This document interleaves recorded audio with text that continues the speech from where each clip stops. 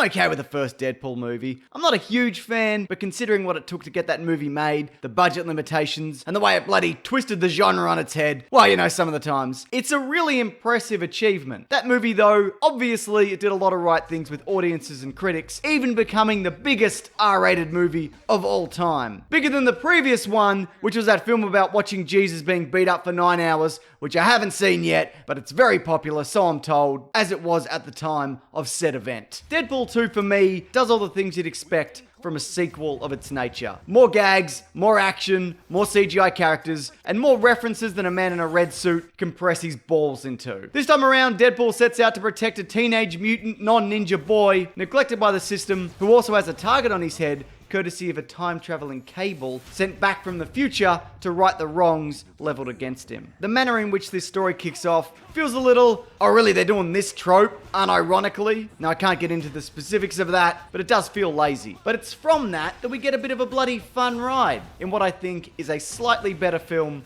than the previous. For one, despite the humor not always landing, I felt more jokes hit the mark than last time around. There's much less "look at my balls" humor than the last one, except for one very specific and very graphic "look at my balls" joke. But on the whole, I would say there's more hits than misses, in particular when it comes to taking shots at other comic book movie universes and films in general, and there's also some very deep comic book cuts that I'm sure a lot of people will appreciate. I mean, they put fucking Shatterstar on the roster. It's incredible. The new inclusions to the cast are also good, and the casting for both Cable and Domino is absolutely spot on. Plus, there's the inclusion of one very comic-accurate villain that was a really great addition. It was also nice to see both Negasonic Teenage Warhead and Colossus back in the game, expanding on their characters from last time. Even TJ Miller is good, which pains me to say, because he seems like a real bad bloke in real life, but apparently he's not coming back. Everyone is also on board with the ridiculousness of this film, which kept me engaged for the most part. The budget has also clearly increased, as mentioned, and the money has been well spent. The action set pieces, one chase in particular, is a solid step up from the last movie. It's definitely a bigger film, but that's not at the expense of what worked in the first. Also, this movie is surprisingly emotional in parts, mostly towards the end, in the way that the first movie wasn't. And these moments, they're not really undercut by somebody making,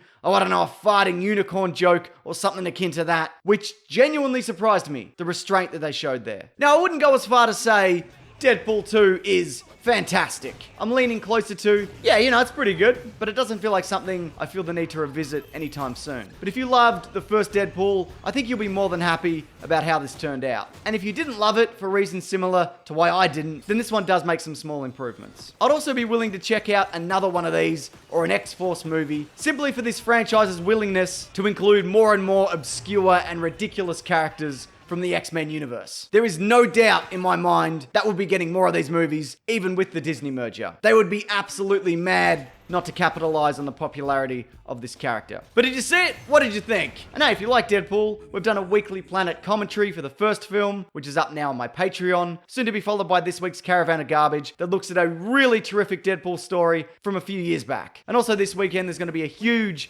Deadpool 2 Easter egg video, because this film is just...